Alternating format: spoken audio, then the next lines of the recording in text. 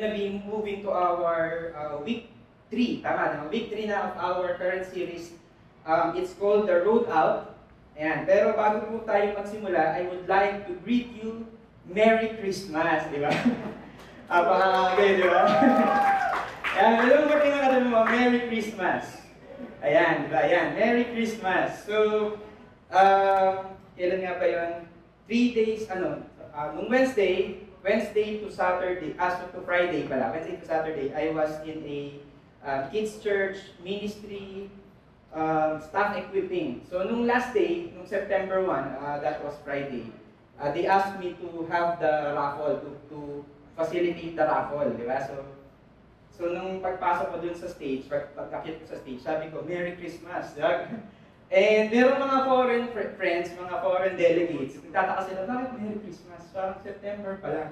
Sabi ko sa mga Pinoy na katabi nila, pwede mong paki-explain nyo na lang kung bakit as early as September 1, bumabati na tayo ng Merry Christmas. And sino po dito may narinig na kayong mga Jose Marie Chan songs?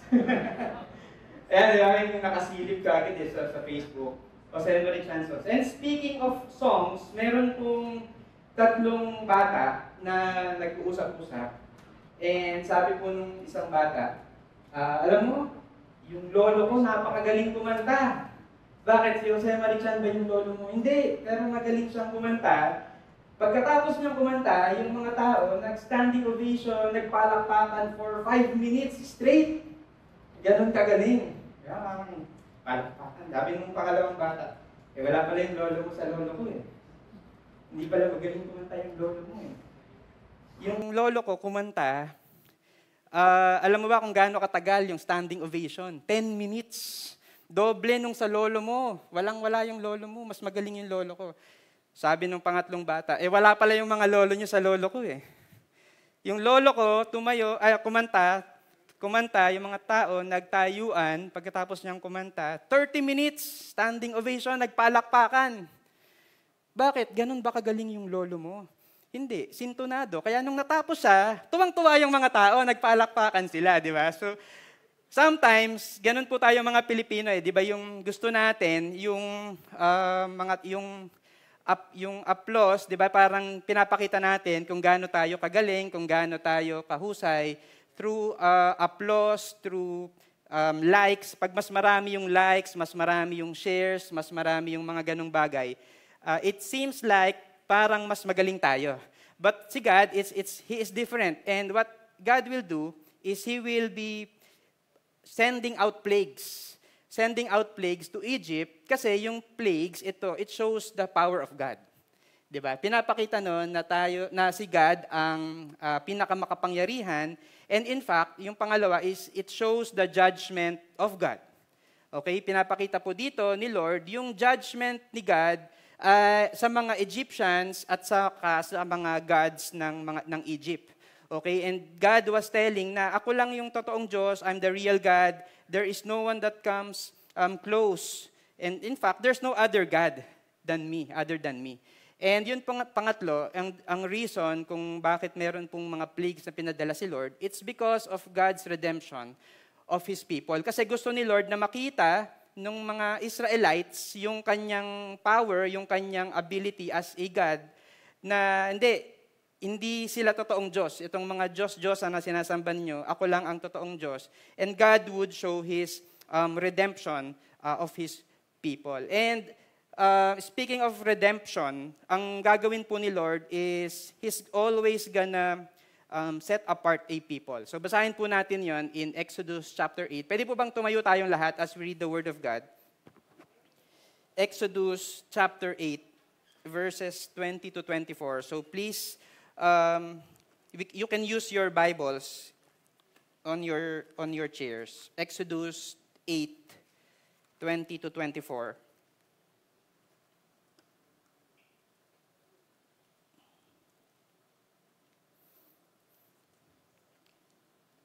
It says here, then the Lord said to Moses, rise up early in the morning and present yourself to Pharaoh as he goes out to the water, and say to him, thus says the Lord, let my people go that they may serve me. Or else, if you will not let my people go, behold, I will send swarms of flies on you and your servants and your people and into your houses. And the houses of the Egyptians shall be filled with swarms of flies, and also the ground on which they stand. But on that day I will set apart the land of Goshen, where my people dwell, so that no swarms of flies shall be there, that you may know that I am the Lord in the midst of the earth. Thus I will put a division between my people and your people. Tomorrow this sign shall happen. And the Lord did so. There came great swarms of flies into the house of Pharaoh and into his servants' houses throughout all the land of Egypt, the land that was ruined by the swarms of flies. So let's pray. Lord, thank you so much. Thank you so much, Lord, for your word. And I pray, God, that we're going to understand today that how good you are, how faithful you are to your people, Lord. And so that we're going to end up in worship unto you, Lord. Thank you, God, in Jesus' name. Amen. Pwede na po tayo maupo. So si God will send plagues upon plagues to Egypt. And alam niyo po, meron pong story, and probably you have already heard of this story. Sino po dito alam niyo yung story nung isang eagle na naligaw dun sa, nung itlog pa lang, yung eagle, naligaw siya dun sa itlog ng mga chicken. Ayan, so kung paano po napunta yung itlog ng eagle dun sa itlog ng mga chicken, hindi ko alam.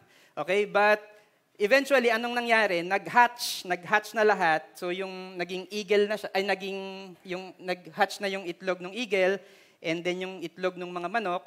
And basically, they grew up together. Okay? So lumaki silang magkakasama.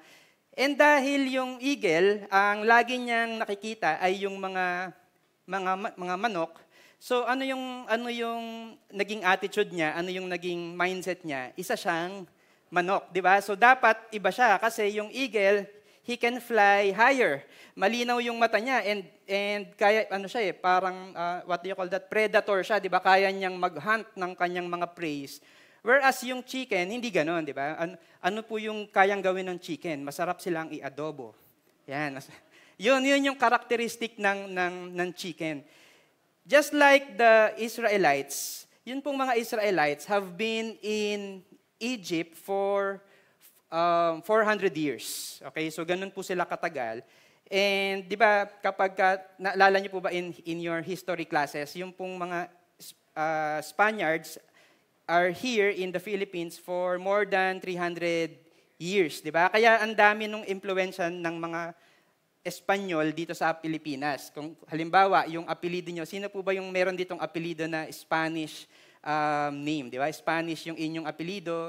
Yung mga pagkain na kinakain natin, marami po doon yung influence ng Spanish. May Spanish bread. Kasali ba yan? Yan, Spanish bread.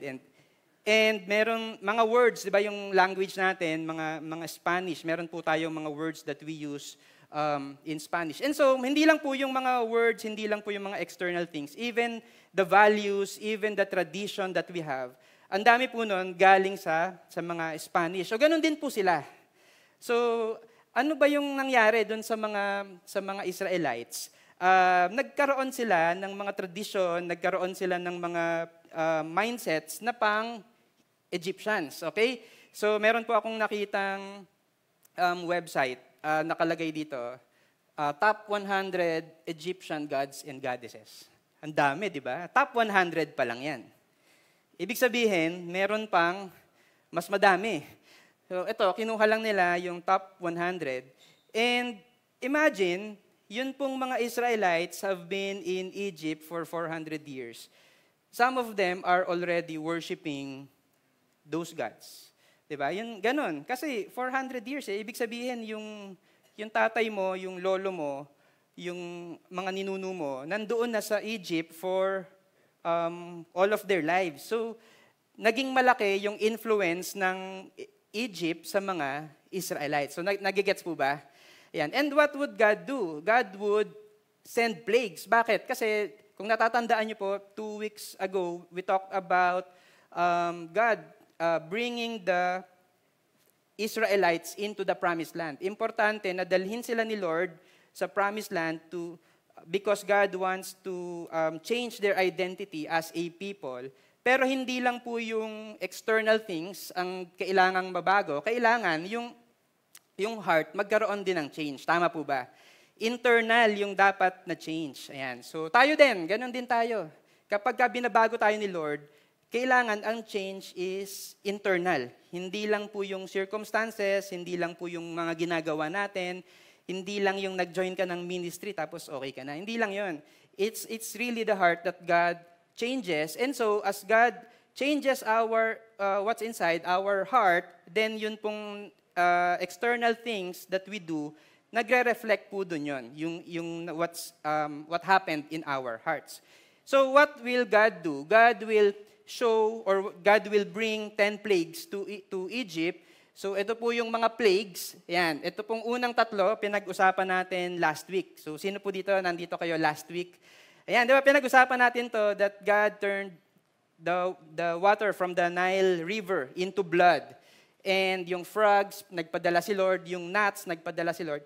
And the plagues are not random. Hindi po siya random in nature. Hindi si Lord nag-isip na, ano kayang yung magandang plague ngayon? Tapos nagpadala siya. Hindi po siya random, but the Lord is showing His power against a specific Egyptian god. And ito po yun, yung last week, si Happy, si Heket, si Geb. And today, as we talk about the 4th plague up to the 9th plague, sinama ko na rin yung 10.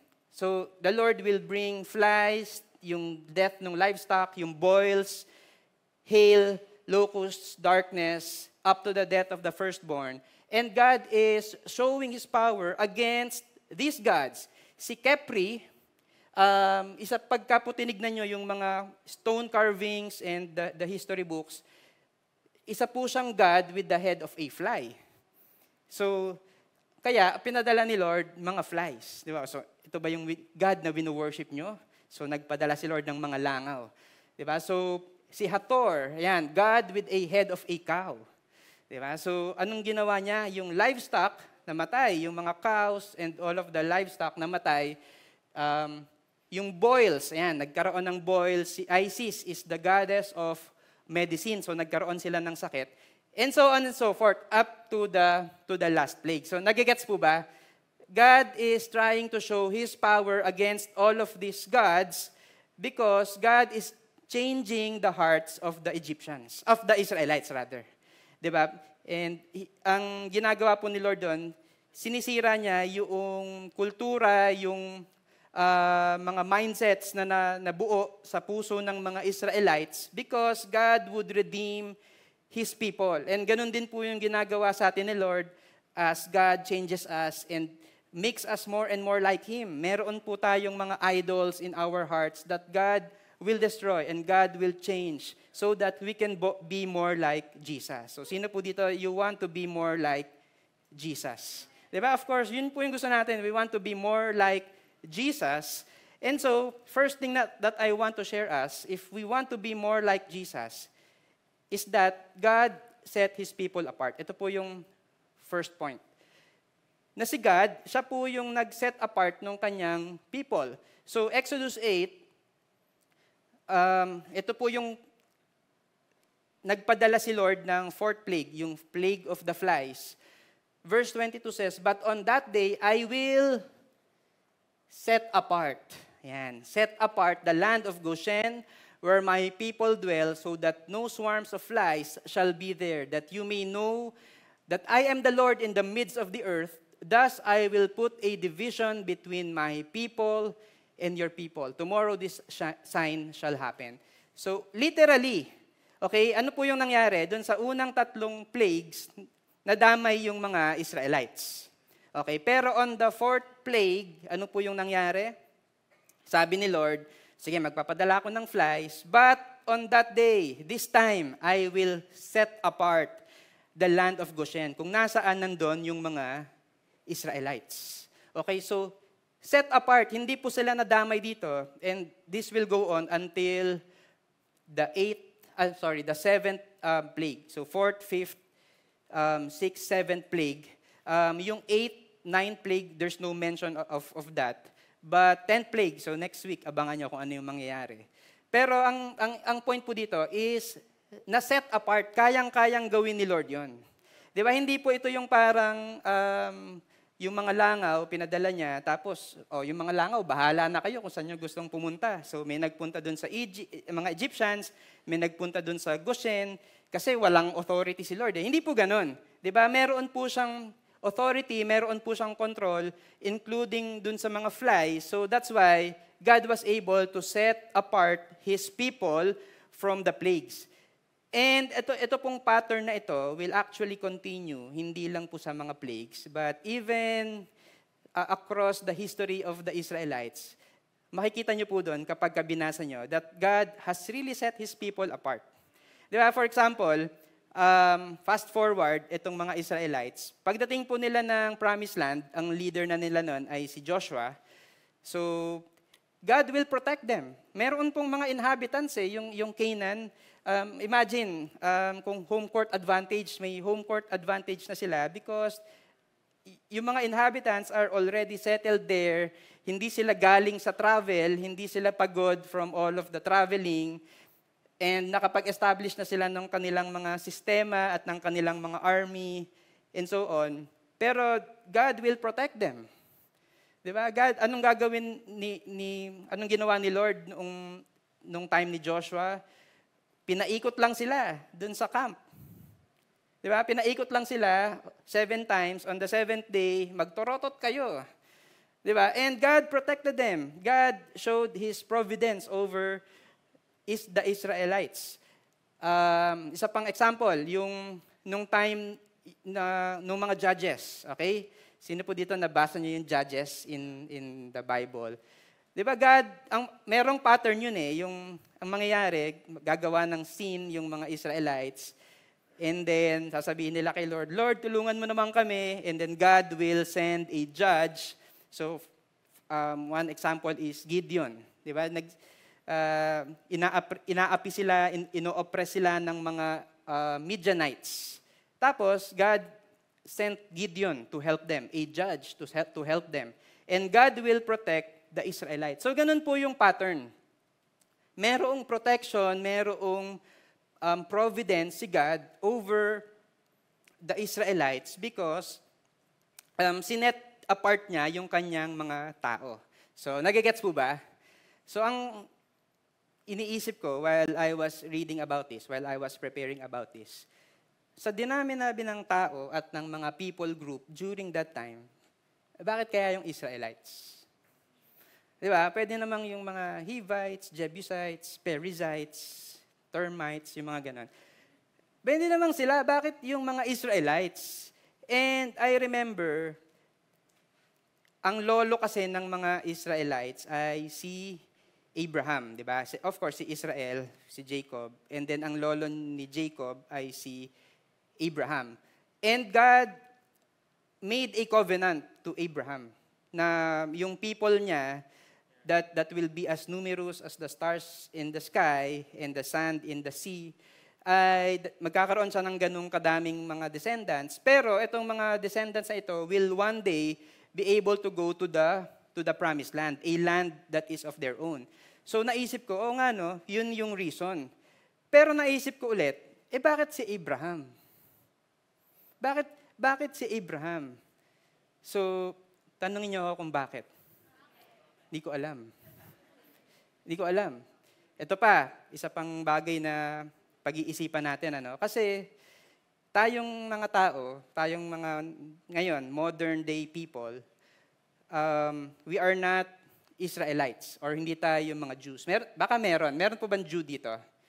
Wala, no? Baka nag-a-assume lang ako na lahat ay Gentile. Hindi naman tayo kasali talaga doon sa people of God because we're not from Israel, we're not from their lineage. And if you're gonna read the Bible, ano pong nangyari? Tayong mga Gentiles ay isinali doon sa people of God as we believe in the Lord Jesus Christ, as we put our faith in Him, ano po yung nangyari? Sabi po sa Bible, we have been made an heir of Abraham. So that means na we are now people of God. So that's for another discussion. So tayong lahat dito, we are the people of God. And the same question, meron po akong same question, bakit ikaw yung nandito ngayon? Bakit ka nandito ngayon, nag-worship ka, kilala mo si Lord? And probably ang iniisip nyo, in-invite ako nitong pamilya ko, nakita ko sa Facebook, nakapost, ito yung oras ng service, umattend ako dito. Okay. Pero bakit sa dinami-dami ng tao, ikaw yung in-invite, ikaw yung nakakita, ikaw yung pumunta dito, and ikaw yung nakakaintindi kung ano yung ginawa ni Lord para sa'yo? Tanungin niyo kung bakit. Hindi ko din alam. Dami niyo kasing tanong eh. But, hindi ko po alam, honestly.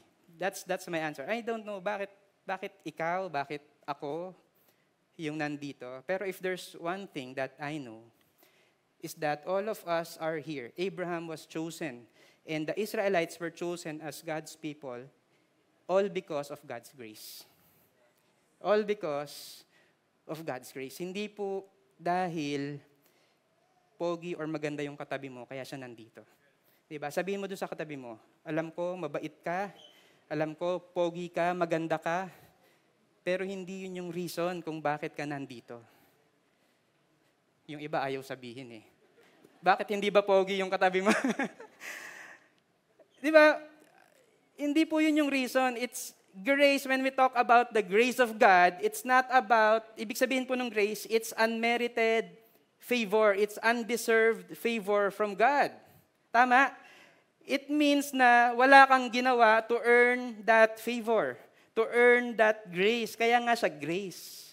And there's no amount of work, there's no amount of who you are na kaya mong ibigay kay Lord to tell Him na, Lord, I deserve your favor. Diba? The reason why you're successful in your career or successful ka sa business mo or maayos yung pamilya mo, of course, alam ko, in-apply nyo yung mga biblical principles. Pero at the end of the day, bakit mo na-apply yung biblical principles na yan? It's the grace of God. It's the grace of God. Si Philip Yancey, he wrote a book. It's called What's So Amazing About Grace. And he was asked, bakit mo sinulat yung libro na yan? Ito po yung sabi niya, I wrote this book because grace is not the first word that comes to mind when people think of Christians. What do you think when you hear the word Christian? When we talk about Christians in general, what comes to your mind? Probably, ang naiisip nyo is the type of worship service that we have. Di ba kapag sinabi, ano po yung ibig sabihin, pag dinescribe mo yung isang Kristiyano? Yung mga worship service niyan, yung ganito, yung may mga drums, yung kumakanta ng Alive, Alive. Di ba ganito, yung dinedescribe how we do our worship service. Sino po sa inyo naka-encounter na ng ganon? Pag pinag-usapan yung Christians, that's how we talk about Christians. Or probably, kung ano yung mga practices na ginagawa natin, di ba? Yung Christianese language, dapat yung kapag ka natapilok, hindi magmumura yan, pero ang sasabihin niyan, hallelujah, praise the Lord. Di ba? Yung parang, minsan that's how we think of Christians. But I hope that we will understand that we're all the same. Christians and non-Christians, all of us are sinners. All of us have fell short of the standards of God. All of us are sinners. The only thing that we have is grace. Diba? God set His people apart, and it's all by the grace of God. Diba? Let's not think na we are any better than them. Minsan, ang yabang po natin as Christians, parang ang baba nung tingin natin dun sa mga non-Christians. Kasi ako, mabait ako. Ako, righteous ako. E di ikaw na. Tapos sila, hindi. Hindi, lahat po tayo, we are all sinners. But the only thing that we have is the grace of God. So we have to be thankful about it. So how do we respond? How do we respond? Ito, God, second thing I want to share is God set His people apart so that we can know Him. God set His people apart to know Him. Same verse that I read earlier. But on that day, I will set apart the land of Goshen, where my people dwell, so that no swarms of flies shall be there, that you may know. Know that I am the Lord in the midst of the earth. Thus, I will put a division between my people and your people. Tomorrow, this sign shall happen. So, gusto po ni Lord that as He sets apart His people, that we will know Him. Okay? That His people will know Him. And ito pong know na to, this is not know na intellectual lang, na utak lang. Di ba minsan ganon, we know something, we know about something, pero wala sa puso. Di ba alam mo lang, intellectually, kasi sinabi, binanggit, pero hindi napunta sa puso. So ganito po yung picture niyan in Exodus 9:27. Then this is after the 6th or 7th plague. I think 7th plague. Then Pharaoh sent and called Moses and Aaron and said to them, sabi ni Pharaoh, eto na, this time I have sinned. Okay, alam ko na that I have sinned. The Lord is in the right. Tama si God, and I and my people are in the wrong. Plead with the Lord, for there has been enough of God's thunder and hail. I will let you go, and you shall stay no longer. So alam ni Pharaoh kung sino si God. Okay? Alam ni Pharaoh na malakas si God because na-experience nila lahat ng mga plagues. From the first plague up to the 7th plague na-experience nila. So alam ni Pharaoh kung sino si God. Tama po ba? Pero ito po yung sabi ni Moses. Moses said to him, as soon as I have gone out of the city, I will stretch out my hands to the Lord. The thunder will cease and there will be no more hail, so that you may know that the earth is the Lord's. Pero verse 30 says, but as for you and your servants, I know that you do not yet fear the Lord God. So alam nila na powerful si God, but hanggang dun lang. Hindi nila God si God.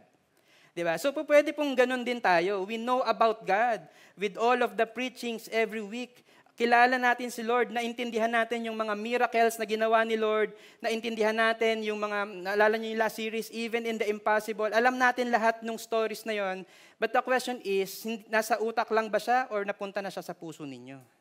Because kung napunta na siya sa puso ninyo, everything that we're talking about, everything that the Bible says, then yung actions natin will follow. Diba? Si Pharaoh is not like that. He knows. Intellectually, mentally. Alam niya yun. But it's not reflecting on his actions. It does not reflect on his decisions. So ikaw, that's what you know about God. Is it just in your mind or is it in your heart?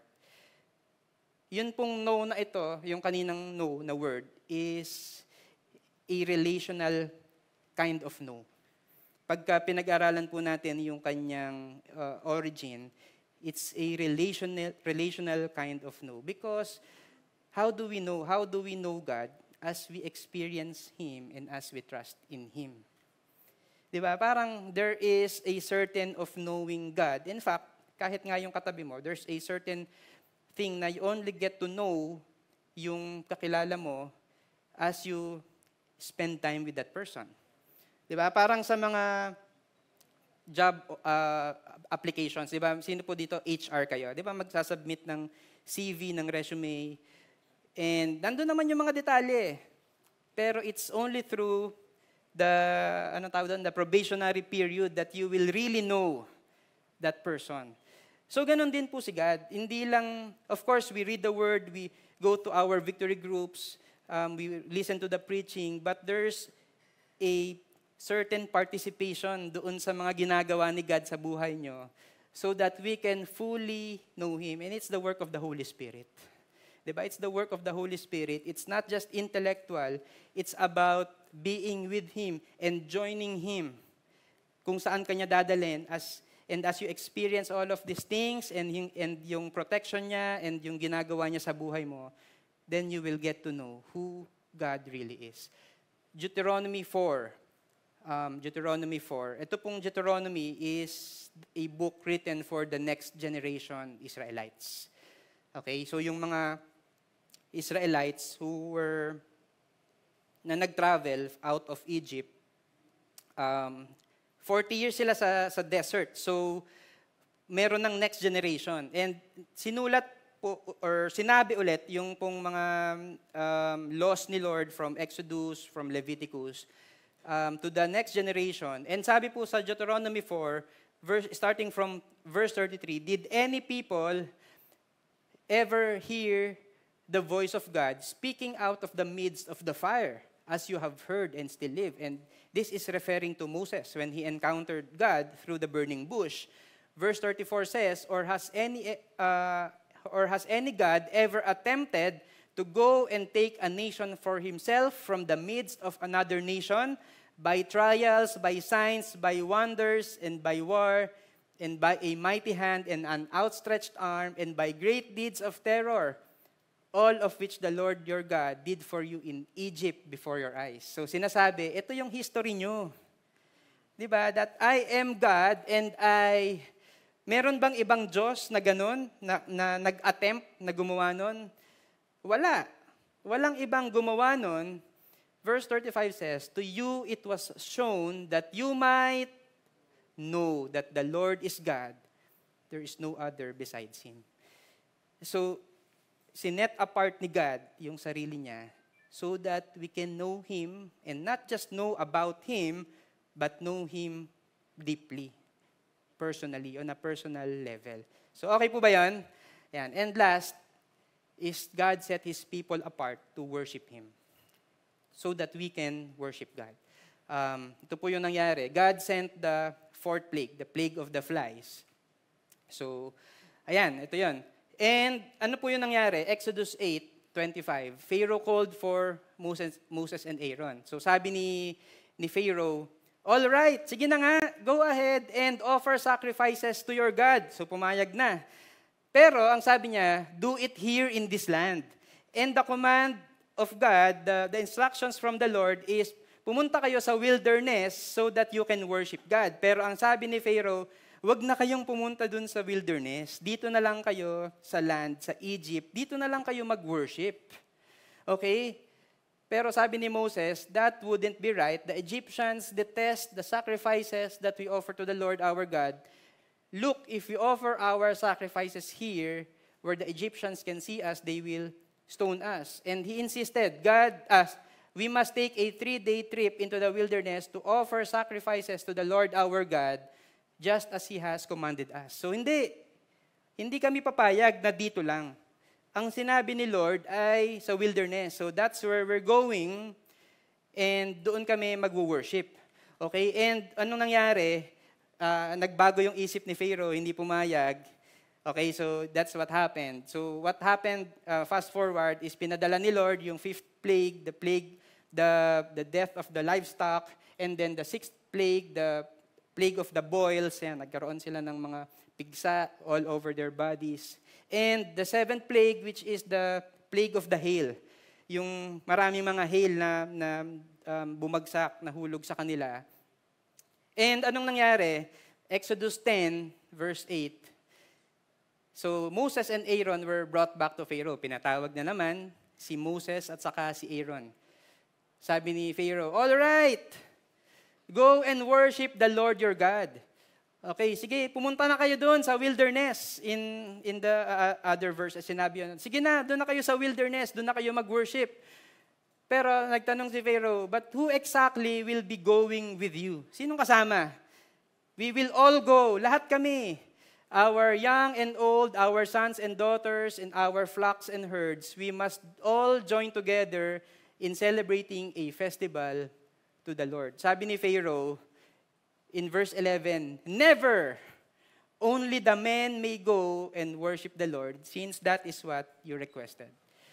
So, pinayagan, ay, sabi, dito lang kayo sa Egypt. So, eventually, pinadala yung plague. Anong nangyari? O, sige na nga, lumabas na kayo. Pero yung, sinong kasama nyo? Lahat kami. O, hindi pwede. Yung mga men lang ang lalabas. So, ayaw pa din, di ba? So, And then, nagbago na naman yung isip ni Pharaoh. And then came the 8th plague, the plague of the locusts. And the 9th plague, the plague of the darkness. And then, anong nangyari? Fast forward, Exodus 10:24, pinatawag na naman si Moses, ni Pharaoh. Go serve. Sige na, go serve the Lord. Your little ones also may go with you. Sige na, isama mo na nga pati yung mga bata, isama mo na. Pero meron na namang reservation. Only let your flocks and your herds remain behind. Huwag mo isama yung flock at saka yung mga hayop. So meron na namang reservation.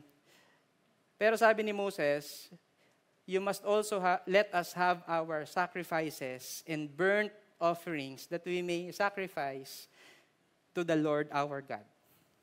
Our livestock also must go with us, not a hoof shall be left behind. Lahat kasali.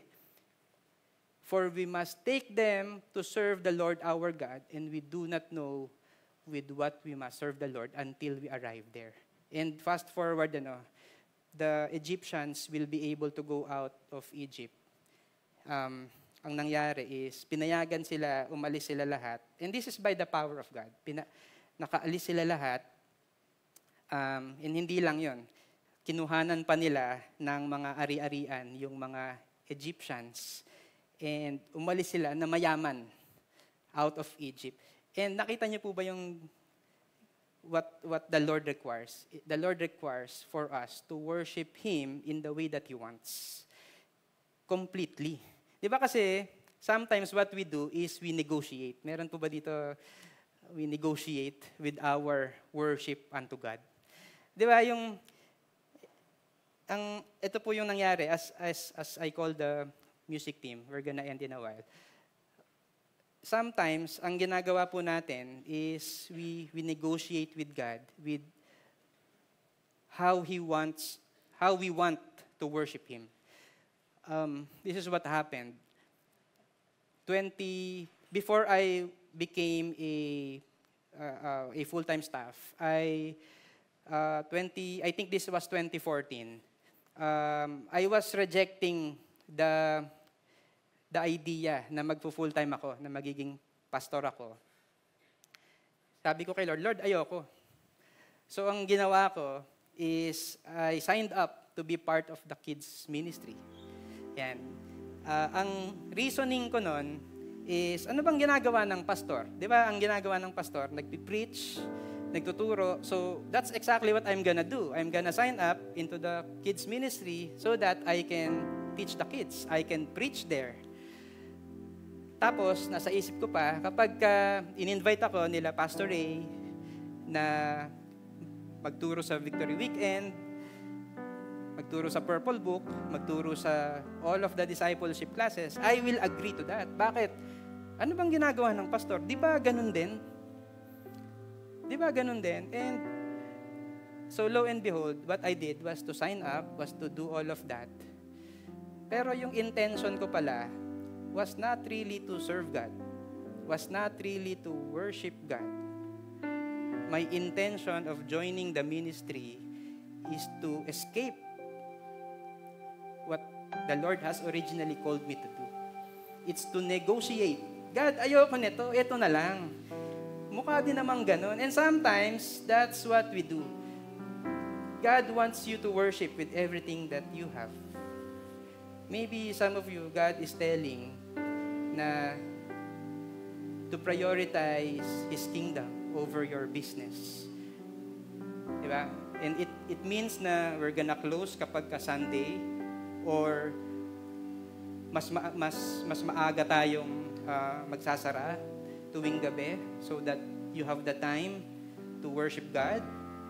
Some of you ang instructions sa inyo ni Lord is for you to be generous to someone or to forgive or to join a victory group and lead one. And yes, meron kayong mga kanya-kanyang negotiations. Tayong lahat, we all have these negotiations to God. Yung sabi natin, Lord, ito na nga lang yung pahinga ko, ito na nga lang yung kulang, Lord eh. Pwede bang ganito na lang? But just like Pharaoh. Sige, mag-worship kayo, pero dito na lang. Sige, mag-worship kayo, pero wag niyong isama yung mga bata, saka yung mga babae. Sige, mag-worship kayo, pero wag niyong isama yung mga animals. Pero who among you believe that God deserves all our worship? Yung hindi tayo nagkakaroon ng reservations, because the Lord deserves that.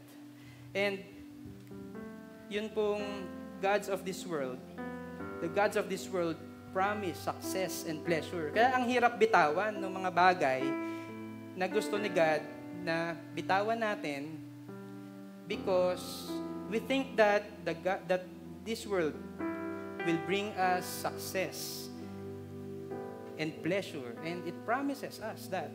'Di ba, kapag mas marami kang pera, mas mataas yung grades mo sa school, kapag you have all of these things that you want, yun yung mga gods of this world that promise success and pleasure. Pero alam niyo po, listen to this, that sabi ko kanina, that God set apart His people.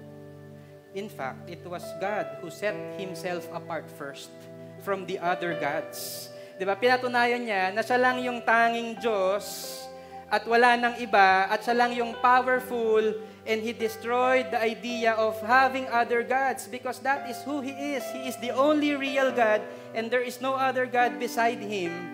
And siya lang po yung tanging Diyos na nangako at nakapag-fulfill nung kanyang promise. The promise...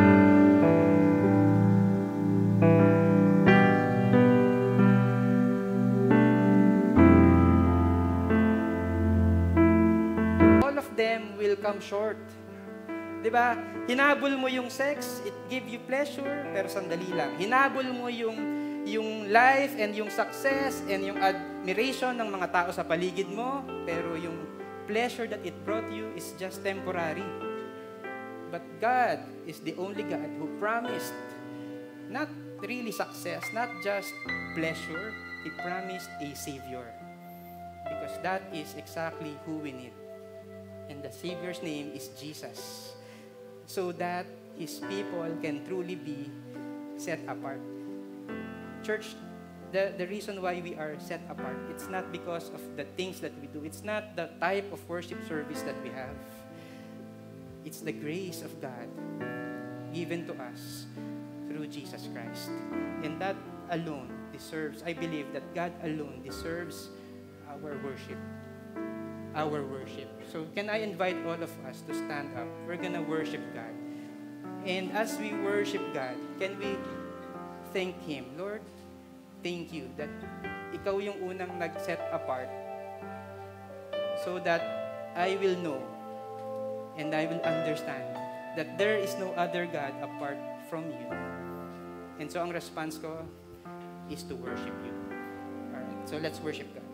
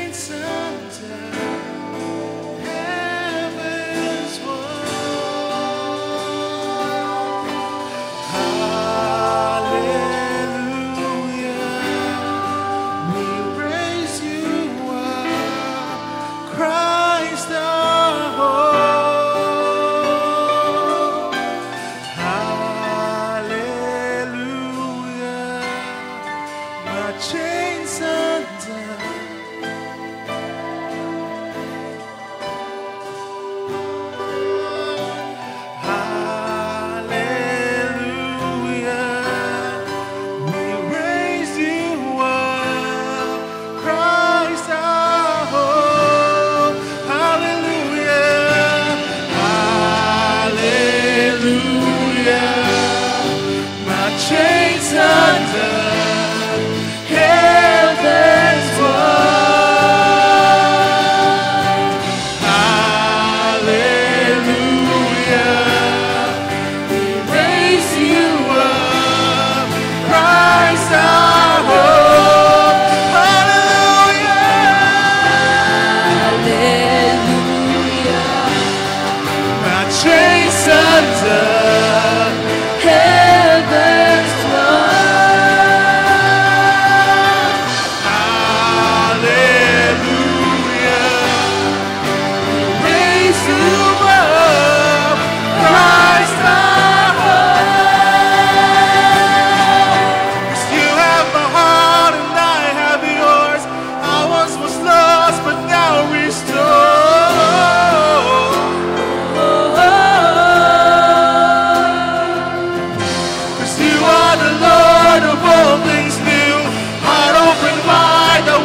worship you.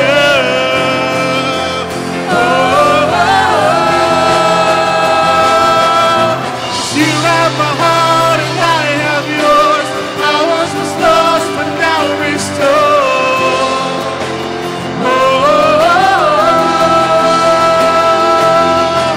You are the Lord of all things new. Heart open wide, we worship you.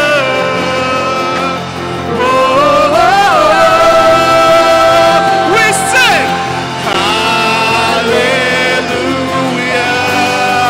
My chains undone, heaven's won.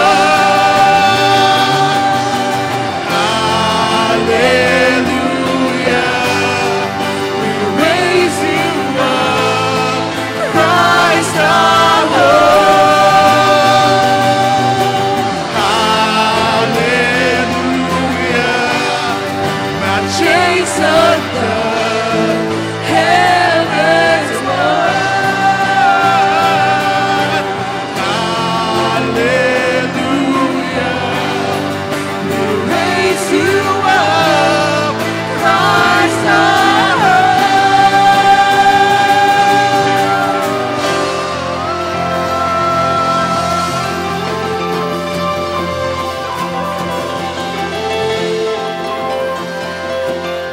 How many of us are grateful to God that He has set us apart as His people? Kaya pwede po bang palakpakan natin si Lord? Lord, thank you so much. Thank you so much that you have set us apart. Thank you, Lord, na it's not because of our works, it's not because of anything that we have done. Thank you, God, that it's all you're doing. It's by your grace. Thank you, God, for you have set yourself apart. And I hope, Lord, that every day, in every area, in every season of our lives, we're gonna see you as the God who is set apart from all the other gods, that we will see you as the only real God who loves us and who's mindful of us and who protects His people and is capable to do all of that, and so that we will follow you, Lord, and not the gods of this world. I pray, Lord, that there's gonna be grace for us, so that we will truly understand. I pray, God, for the understanding that comes only from the power of the Holy Spirit. Help us to understand what it means to be set apart as your people. And I pray, Lord, that we're gonna reflect that understanding in our actions, in how we worship you, in how we serve you, in how we share the gospel to others. And I pray, Lord, that as we do that, all of us will be more and more like you. Thank you, God. Protect everyone here, Lord. Especially there's rain, there's storm. I pray, God, for your protection. I pray, Lord, for your guidance, especially as we spend the week ahead, Lord. Thank you, God. In Jesus' name, amen and amen.